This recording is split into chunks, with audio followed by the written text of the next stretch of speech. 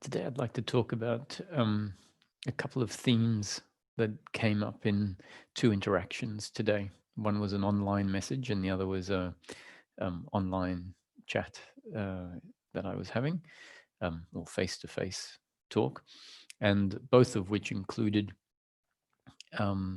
topics that are pretty relevant, but they're, in a way, they're subtopics that fit into the overall framework. And we'll see how this comes together, see if I can pull it together. So I thought I'd start off by focusing on what is normally focused on in order for the nuance that I hope to talk about to not get lost as if it's a topic as in and of itself, which it can be spoken of as a topic in and of itself, but I think it's very important to keep bringing it back to what these talks are always about. And the talks essentially are a form of non-duality, spirituality, spiritual teaching that would fit into the category of non-duality. And specifically, the talks say that they're about something very practical. The talks come from a point of view of talking about this topic from the daily living perspective, the daily living perspective where we live as a human being in a life of form.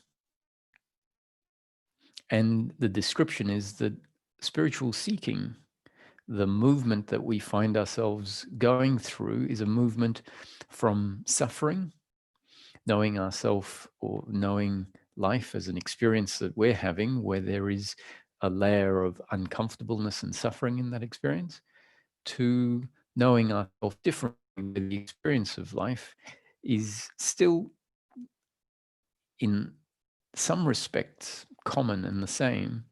However, what is not there is the layer of uncomfortableness. So it's a transformation of moving from unhappiness to happiness. And that happiness turns out to be peace of mind in daily living. So the talks really are about happiness for the human being in daily living, which turns out to be something unique. Happiness turns out to be peace of mind, the absence of falling away, the non-arising of suffering. In other words, happiness for the human being is life without the component in the experience of life, without the component of suffering, without the component of uncomfortableness with oneself, uncomfortableness with the other, uncomfortableness with life, which we can call human unhappiness. So then it turns out that human happiness is just the removal, the falling away of human unhappiness.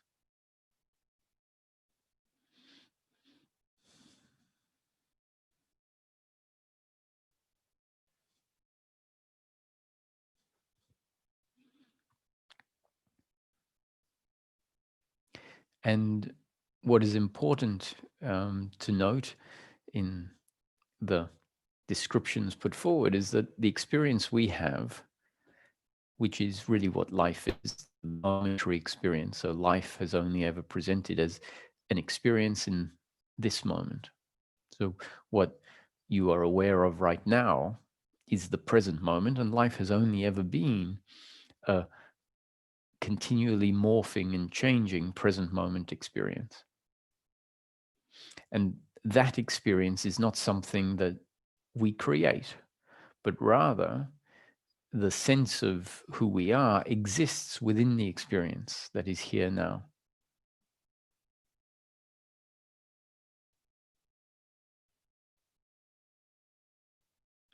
The sense of who we are, the experience of being, whatever you have the experience of being now, is there because it is part of the present moment experience. In other words, you are not the creator of who you are, but rather who you are, or who you know yourself as, who you experience yourself as in this moment, is a direct consequence of how the present moment experience is created.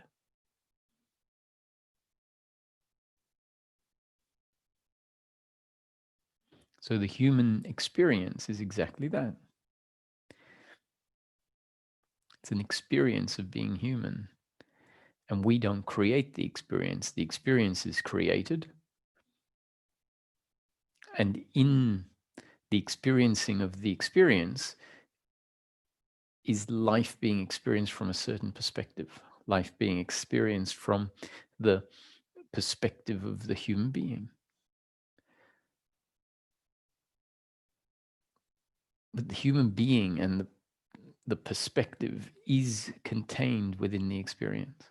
So this is pointing towards a fundamental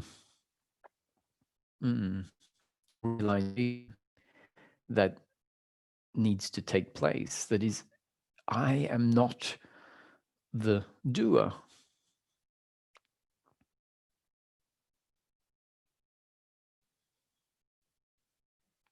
Life is happening.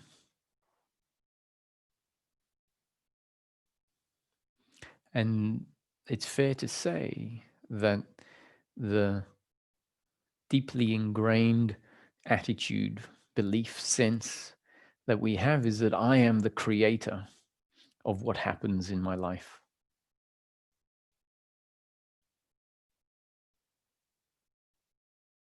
Now, what if what I've just described prior to making that statement is a fundamental aspect of the life experience, that you are not the creator of the life experience. You are not the creator of whatever happens in the life experience. You are not the creator of the words, of the thoughts, of the emotions, of the actions, of the consequences.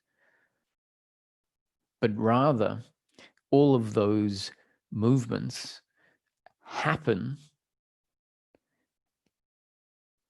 as a creation in and of themselves, where the sense of the one who is in control of those actions is in itself a component of the created experience. What if that's life? So that would mean that's reality, let's say. That's how it really is. So let's just assume that that's the case. And then look at how we as humans know ourselves or know life. And I think it's fair to say that as a general rule, a human being would say, well, I know myself as this entity that has functioned in life of my own volition, of my own choosing. I could have functioned anyway. And so, therefore, how I function is what I can claim as my doing.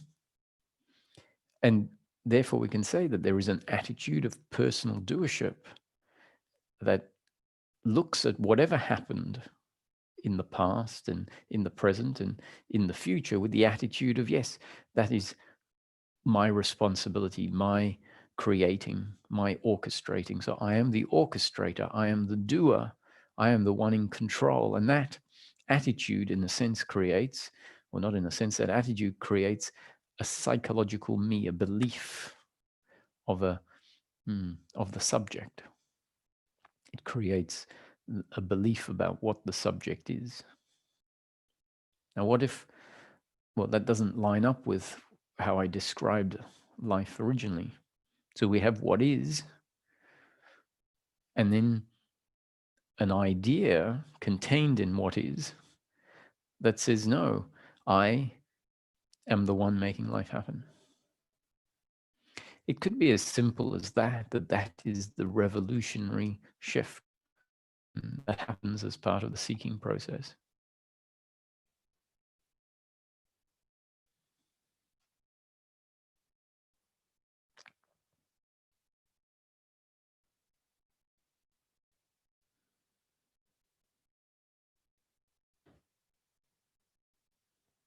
A shift that is a movement from believing ourselves to be a separate, independent, autonomous entity in control of what we say and what we think and what we feel, and in control of how our life unfolds, and then even in control of the consequences is what we believe.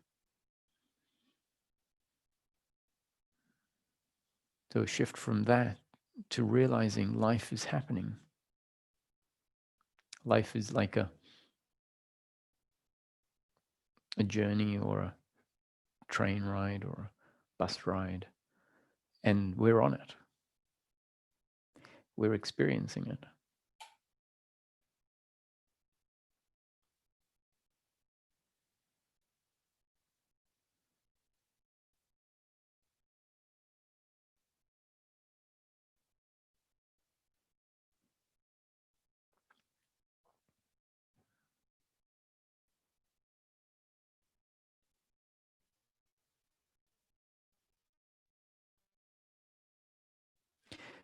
Now, we're given these sort of talks. They're everywhere. You can go to them, and so I might have said something sort of interesting or appealing. Someone goes, "Yeah, okay, yeah, that's it. That's what the shift is about." But I haven't really backed it up with much. So the problem is, if we just like the sound of something, um, we'll listen to this talk and say, "Oh yeah, that's it. Okay, that's what it's about," and then listen to another talk that gives the same sort of sound bite, but about talking about something different, but in principle saying, it's about knowing your true nature and um, understanding that you are not the body and that life is an illusion. Now, that's not the same as what I'm saying in terms of the mm, the words, and even you could say the description, the story that's being put forward is actually different. We could come to see where they overlap and where they might be. Um, and I think it's fair to say that if we don't ask for more rationale, like what I say, why is this important? Or can you give me some more supporting evidence that will allow me to really say, yes, this is what it's really about?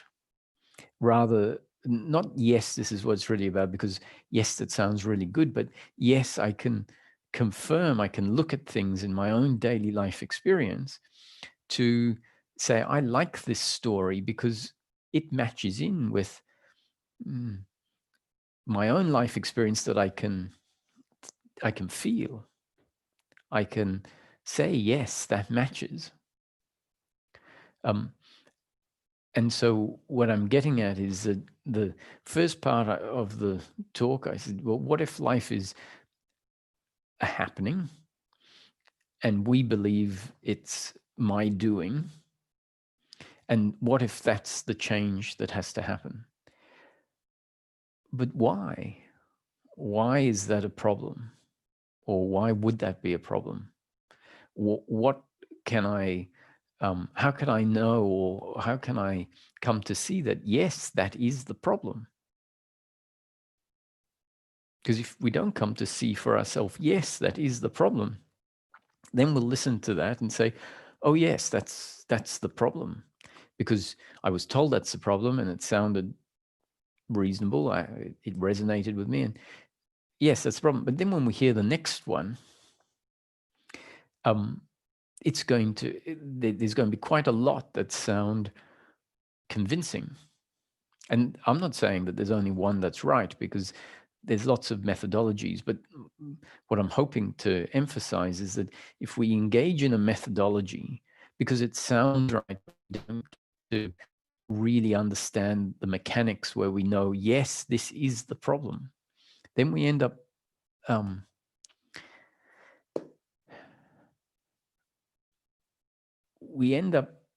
thinking and engaging in the teaching in a way that is maybe not powerful enough at undoing the actual ingrained identity or ingrained dynamics that have been put in place because of 30, 40, 50, 60, 70, 80 years of reinforcing just by waking up each morning and experiencing life a certain way.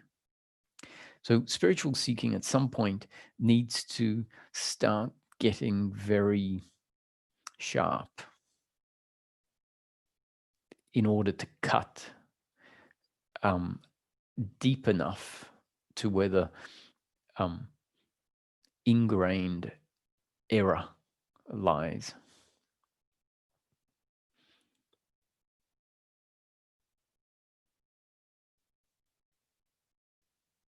So how am I going to back up the suggestion that the problem is that life is one way, a mystical creation, a happening, an experience, a virtual reality, and not just not necessarily just a virtual reality or a dream, also experience of form and causality and time and space. Yet all of that, but without me doing it, but rather me appearing, being part of it, and needing to move with it, being moved with it, but not the orchestrator of it. And I want to prove that. I want to get someone to say, yes, that is the problem, by saying, okay, look at your life experience and find the time when you can say, in this moment,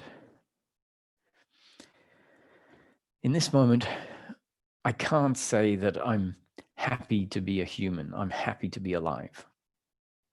Now, that doesn't mean in this moment. I'm saying, wait, find the time when you can say, honestly, in this moment, I am not happy. It might be for some of you right now, but it might be in an hour's time or in 2 days' time or in a month's time for someone. The suggestion is whenever you can honestly say, in this moment, I am not comfortable being alive. I am not happy to be alive. And look at what is there. Look at what is functioning when that is the case. The concept in the teachings is that what we're really looking for, whether we understand it or not, whether we realize it or not, and more importantly, what is really available as part of the spiritual seeking movement, is to find oneself moving from unhappiness in life to happiness in life. And let me reiterate that unhappiness is the presence of an uncomfortableness with oneself that can look like an uncomfortableness with the other or an uncomfortableness with impersonal happenings in life. But all of that uncomfortableness with oneself, and that is human unhappiness. And so the journey is the movement from human unhappiness, which is the presence of this uncomfortableness, to finding ourselves in life where we are happy, which is actually not the presence of a joyful feeling or the presence of lots of pleasure in your life, but simply the absence of human unhappiness. So that's the description about what the seeking is. Now you have to ask yourself, is it about that or is it about something much more profound? Because we can hear in other places that it's about knowing yourself as God, for example. So we'll hear we've forgotten who we are. What we are is God, or what we are is awareness, or what we are is far bigger than what we believe we are. And that the journey is about knowing ourselves as that. And so that sounds appealing, right? That sounds not only appealing, but it sounds like, yes, I mean, clearly there's a big error that's happened somewhere, a big misunderstanding. Life is an illusion, and that's what we're told.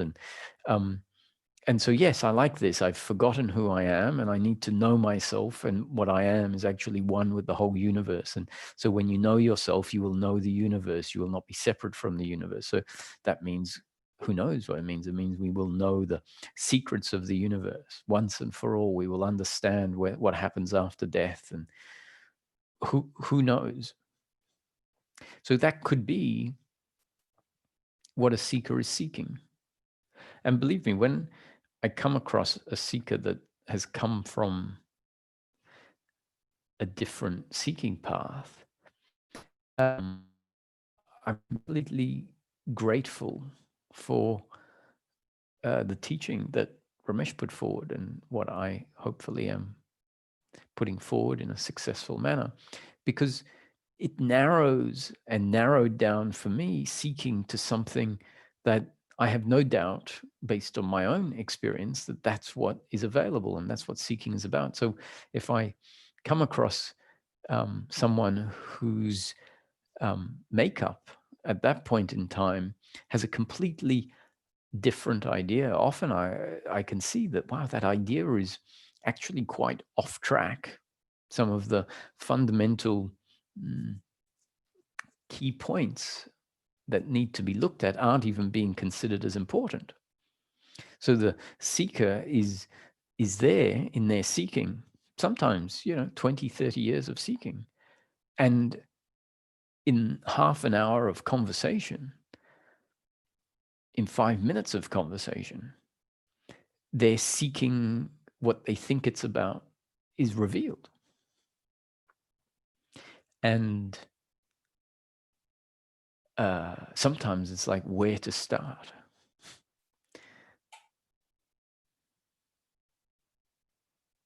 And it's then that, as I said, I feel this immense gratitude for life having presented a teaching that dovetails in with quite possibly where this person has come from, dovetails in with it, but starts to say, let's keep it practical. Those words, let's keep it practical, were a game changer,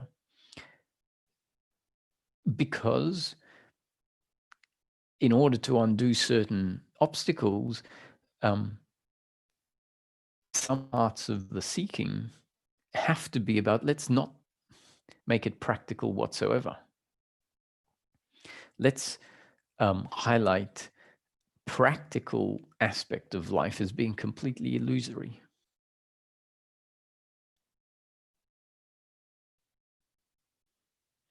And what I mean by that is, in order to undo certain errors towards how life is known and towards how we know ourselves, a teaching says, I really have to essentially undermine the reality of worldly living, because it's been so deeply identified with, and that the misunderstanding is so intertwined with what's actually here, and what's actually here is being interpreted and related to in such a rigid way that we simply can't work with it. It's sort of like having a house that's built, and someone coming along and saying, look, I'd like to change this, and the framework is pretty good. I just want some additions, so we'll need to knock down some walls and change the roof slope and add in these things. And the owner might think, we can keep the basic shell and just work around it. And a builder might come in and go, you might think that that's workable, but the truth is we're going to get in the big machinery and level the site and build the new one. It's going to be much better, much more doable. And it's not so much that the main structure is not right. It's just that there's so much wiring and things that will need to be removed from the main structure, that by the time you undo all the stuff that needs to be removed, add on the new stuff, and then add in the new why. It will pull down the structure. It'll cause too many problems to work off a structure. So the thought is, let's go in and level the site and start from scratch. And so that's what happens in the spiritual seeking process, is that there are phases where all of this daily living is essentially diminished, reduced down to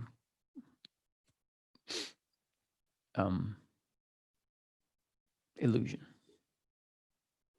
to that which is unreal, to that which no attention should be paid to. And that might sound like a criticism. It isn't. It's what needs to be done. It can create some significant rewiring, some significant shifts that might not have happened otherwise.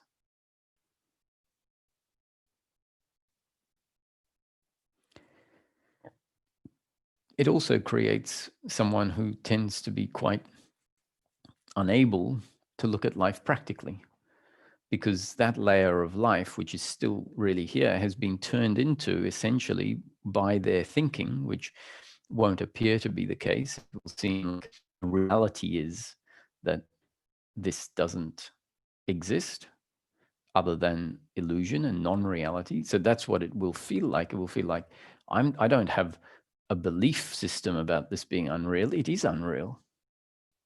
Whereas in fact, I would suggest that there's a belief system that has been put in place as part of the leveling of the site, a belief system that says this is unreal, and that belief system needs to collapse. And when that collapses, we find what can be called integration of what was realized when the site was leveled, and integrating that back into practical daily living, which we find still is very much here, even though for a while we were relating to it as if it was just an unfortunate byproduct of what is.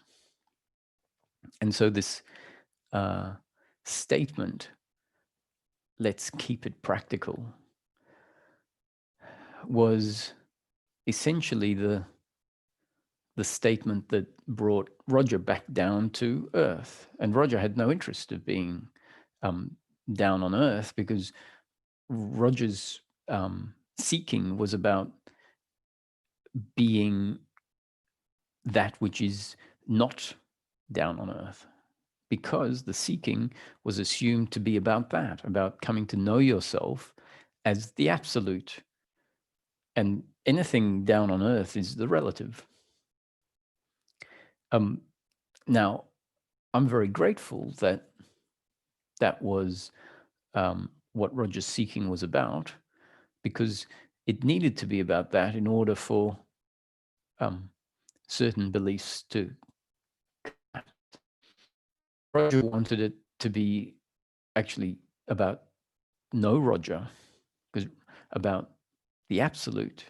And so as these tastes, these glimpses of nothingness and formlessness and timelessness and infinity presented themselves, the assumption, understandably so, was about liberation being more of that and less of the mundane, to the point where at times there was the hope, the expectation when sitting in meditation that today, now this is it. When I close my eyes in meditation, I'm just waiting for some event, the meditation, to be of a certain nature where Roger will no longer exist, which I guess also meant the world wouldn't exist. So, but what would exist instead? I had no idea. It's just like, I know there's this enlightenment, this liberation. And so it's not at all got anything to do with, as we know, life is, what the running information at the time was. And the way that had been locked away is, okay, maybe in this meditation, today's the day where the whole world will be seen to be unreal. I guess that really means deep down we expect the world to vanish. If it's seen to be unreal, it will vanish.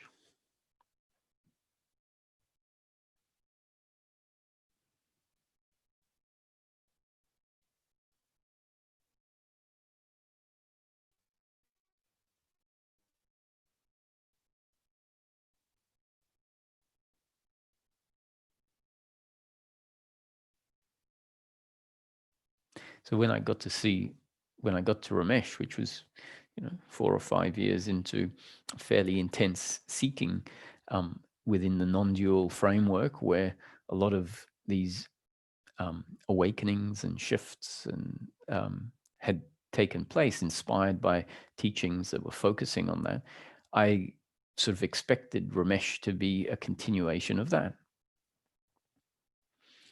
And to my surprise, when I started talking to him about being awareness, being invulnerable to the flow of life, being untouched as consciousness or awareness, being untouched by the flow of life, even though some of the themes in that, like life is unfolding exactly as it's destined to unfold, that was part of what I presented. But what he picked up on is the fact that Roger thinks that he is formless awareness. And Roger didn't just think that, but the experience, the state, the direct, at that time, I wouldn't have said it was an experience, because the definition of experience was what we know as subject-object relationship. And it had become clear that everything is known by a formless, all-pervading subjectivity that is not separate from the apparent objectivity of life. And so that was experientially known beyond or prior to an idea about that. So it didn't seem at all conceptual. It was what I would describe as experiential in the way that subject-object relationship was not there. And so that felt very much like not to. And so given that this is a seeking of non-duality, it seemed like, well, this is definitely what it must be about, because we've been the teachings were talking about the end of separation, and as subject-object relationship falls away, the separation between the subject and the object falls away, and so that is much more akin to oneness and non-separation. So there's no question in my mind that this is the realization that is spoken about. This is the awakening, the knowing oneself, the enlightenment, the coming to know one's true nature. And Ramesh's experience, or Ramesh's response to me after hearing this was, so who is talking to whom? Was his question to me. And so I was very happy with that question. I went, well, it's very,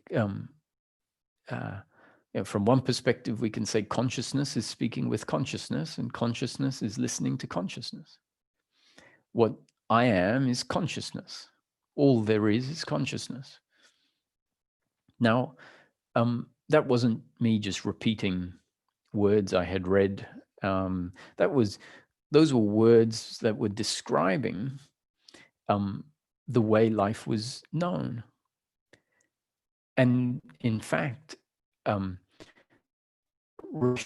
in some of his own teachings, refers to all there is consciousness as one of the key recognitions. All there is consciousness. And essentially, that's what I had said, is that consciousness is speaking to consciousness, and consciousness is listening to consciousness. And elsewhere and this was before knowing Ramesh's teaching, this was sort of having landed there. essentially to pay tribute to Nisargadatta's teaching, because Ramesh was one of the translators for Nisargadatta. And so having come through the non-dual teachings of Nisargadatta and them having a significant effect, it seemed fitting to go and pay my respect while talking to Ramesh. And so some of the answers that I gave were very much in line with some of the things Ramesh would put forward. And he would talk about how in Hinduism, the reference to oneness is thou art the speaker, thou art the listener, meaning there is not two, there is just life appearing, the one appearing as both the speaker and the listener. So in hindsight, I didn't know this at the time. So who is speaking to whom? Consciousness is speaking with consciousness, and consciousness is listening to consciousness. Something that he would put forward himself in the teaching. His response to me was, Roger, don't be ridiculous. Roger is speaking with Ramesh, and Ramesh listens. Then Ramesh speaks to Roger, and Roger listens. And I thought, this is crazy. This is nuts. It's taken 4 years of intense, earnest seeking, where life sort of came by and picked the seeker up and moved him through teaching after teaching, insight, contemplation, where the notion that Roger is living life had fallen away, where the realization was all there is consciousness. And here I am expressing that as an answer to a question. And the response from Ramesh is, Roger, don't be ridiculous. Roger is speaking with Ramesh, and Ramesh listens. Then Ramesh speaks with Roger, and Roger listens, as opposed to what I had said, consciousness is speaking to consciousness, and consciousness is listening to consciousness. So I just couldn't find a place inside of me where any part of that statement resonated with me as being truth. The closest I came to that was essentially everything is consciousness, and therefore Roger and Ramesh are consciousness. So we can call them Roger and Ramesh if we like, but really it's all consciousness.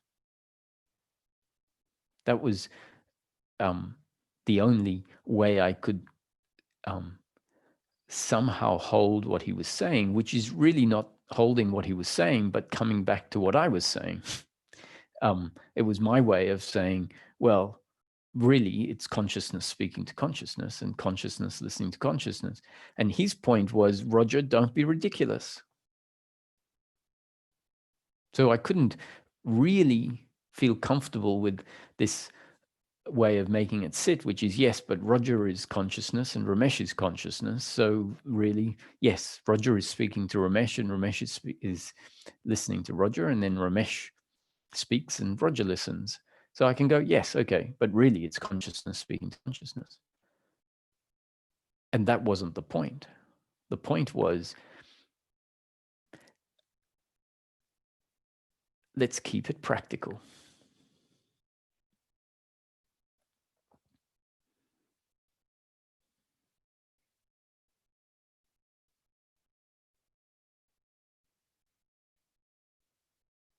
And my good fortune was that in my contemplating about this, I realized that I felt extremely uncomfortable with making the statement, I am Roger. Well, let me rephrase it. I felt like the statement, I am Roger, was inappropriate. like it was a betrayal of what had been realized. And fortunately, that started to feel a little off. And it started to feel a little off because as I was defending this point of view in my head for many hours after the satsang finished, I started to realize how anti knowing life as, or how unwilling I was to acknowledge Roger.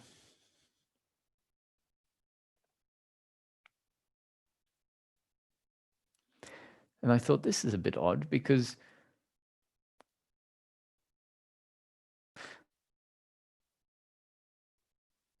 even though this sense and this seeing of life as consciousness was there all the time, what I guess I couldn't ignore is that simultaneous and part of that, the experience of being a particular person or a particular body was also there. The sense of Roger having got on an aeroplane, gone through the airport, presented his passport, sitting on a plane, receiving food, eating a particular body, eating the food, all of that. And sitting on the chair in front of Ramesh, there was this aspect that everything is an appearance arising in consciousness. But what was appearing in consciousness was the experience of Roger sitting on a chair. And as I kept defending no, I'm not Roger, I am consciousness, it started to become apparent that maybe Roger had an idea about being consciousness that was not entirely in line with the whole of the experience. Roger had an idea about being consciousness or awareness based on a part of the experience that was being heavily focused on. And that another part of the experience was being sort of neglected, accepted as an inconvenient truth, let's say.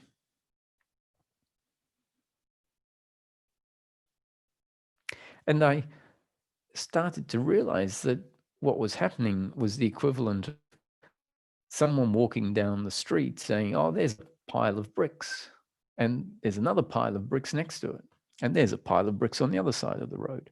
In fact, there's piles of bricks all the way down these roads. Instead of someone saying, that's a house. Oh, and there's another house next to it. And there's a house over there. In fact, there are houses all the way down the street. And it occurred to me that my thinking was opposed to referring to the houses as houses because it had been seen that the houses are actually a whole pile of bricks. And that's when it occurred to me. I said, well, the truth is, on the one hand, the truth is that those are a pile of bricks. However, that pile of bricks is formed in such a way that it's equally as true that that is a house.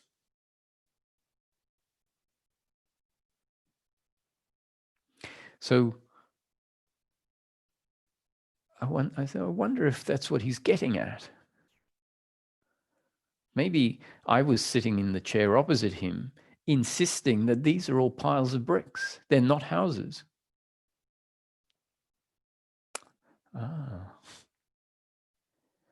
I thought. That's when it became clear that the teachings that had come before, which I'm immensely grateful for because they were part of the movement. I wouldn't at all want to change a single second of what happened, because it would all be different.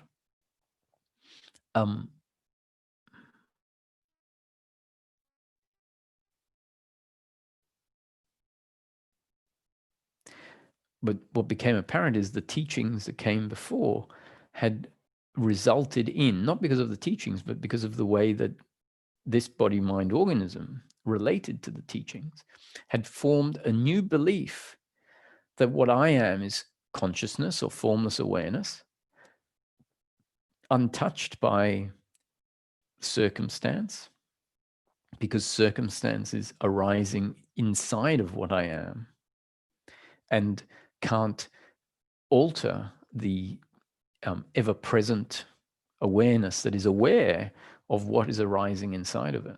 The body, from that perspective, is seen as an object also arising moment after moment inside the awareness that is aware of it. And so I am awareness. I am invulnerable to the flow of life, and life is unfolding exactly as it's destined to unfold.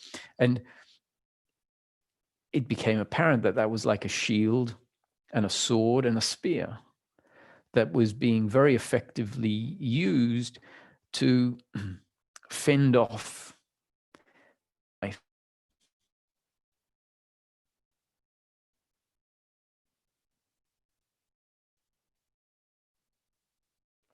And the process is a process of shedding beliefs, and beliefs had fallen away and were noticed as they fall away, to have fallen away, and degrees of freedom presented themselves as a result of that movement over the previous 4 or 5 years, where I guess I could say believing life to be objectively real, where cause and effect was the reason that things happened, believing myself to be a physical,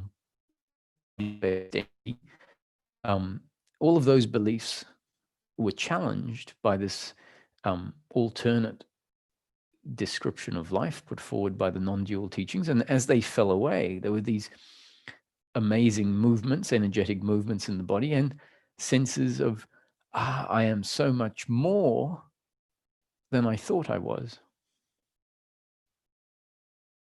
So it was very clear to me that the process really was about the shedding of beliefs.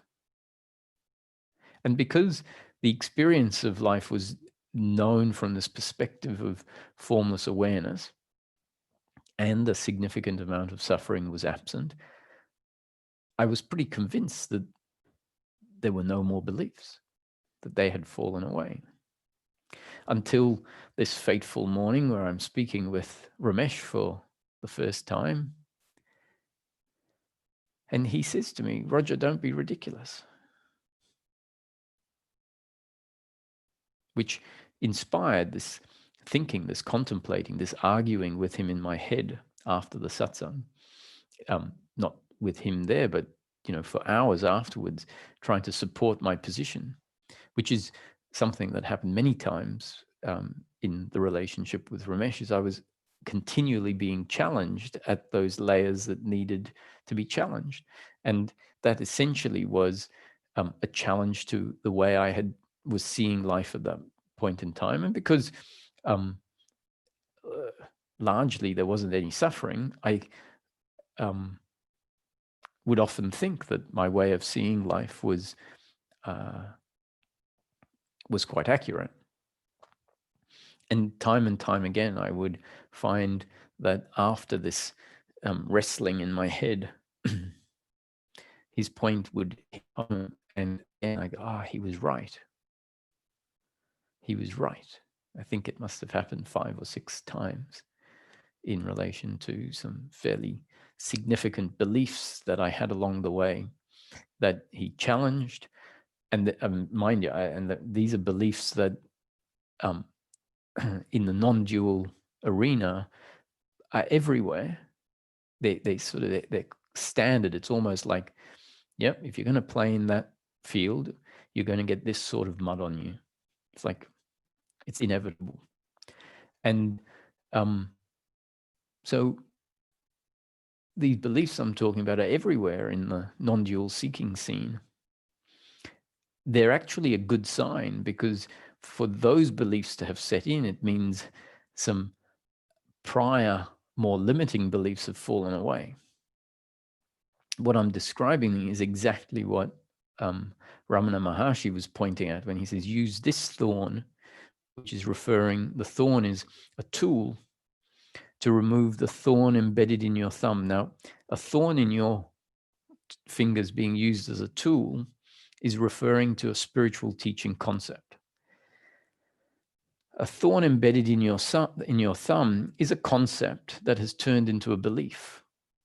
So the act of it becoming embedded in the thumb, in the metaphor, is the changing of it from a concept that is useful as a tool into becoming inhibiting addition to the system.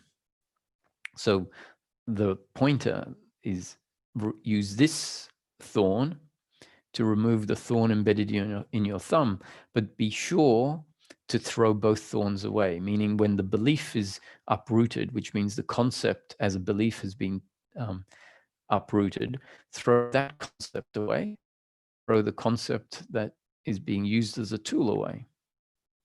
Now that's said not because Ramana expects that to be the movement. The movement tends to be something different. It's, let's use this thorn to take that thorn out. I'll throw the embedded thorn away and forget to throw the spiritual teaching concept away, and it will become a new belief, which we can't help. But then there's the saying that says, essentially the saying is saying, check whether you forgot to throw the second thorn away. And as we check, or as it becomes apparent, then we realize, oh, that too needed to be thrown away. And so that was when it dawned on me that this idea, I am formless awareness, invulnerable, unborn, never dying, untouched by what happens in the flow of life, and life is completely predetermined, that in that there were some beliefs that were essentially being used as shields and armor and weapons to fight off life. And as soon as it got seen, that's when it falls away. It's like, oh, a new belief coming in the back door.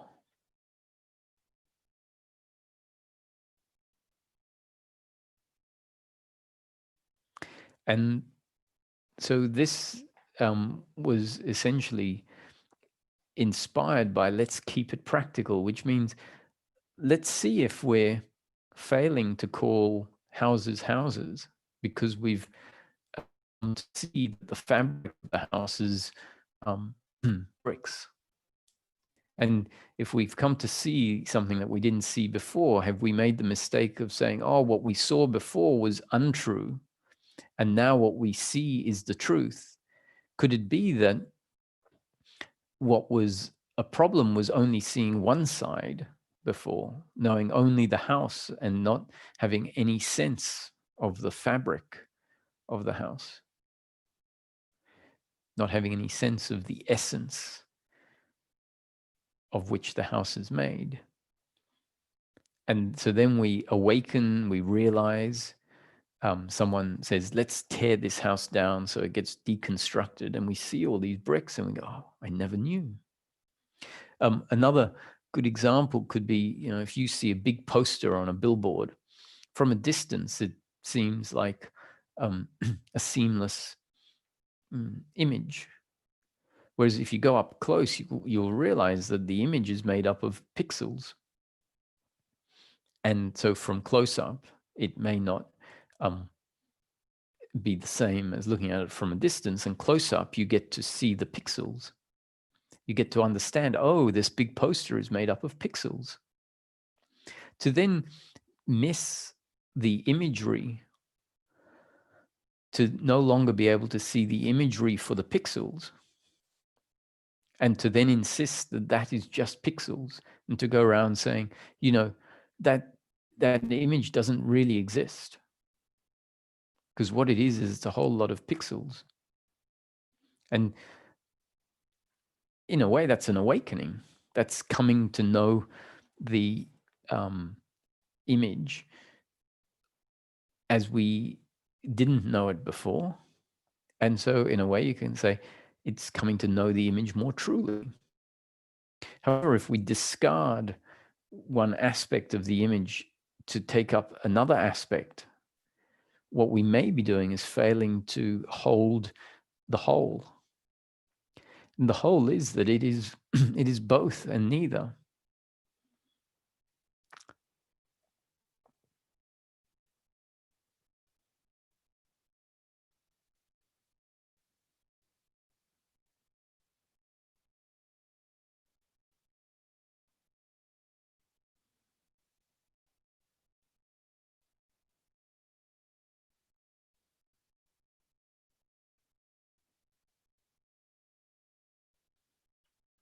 So this is when we can start having a reason to accept and to look at certain aspects of life that previously we had very good reason not to look at.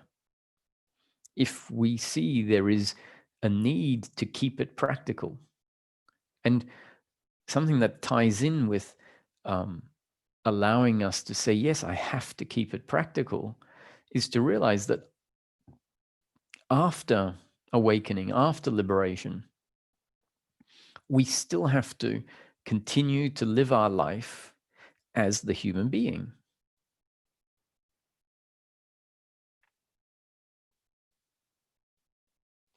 If liberation or enlightenment or self-knowing suddenly propelled us outside of what we might have been calling the dream, or outside of the illusion, where that no longer exists, then it would be fine to say no need to keep it practical, because practical is of the illusion that fell away.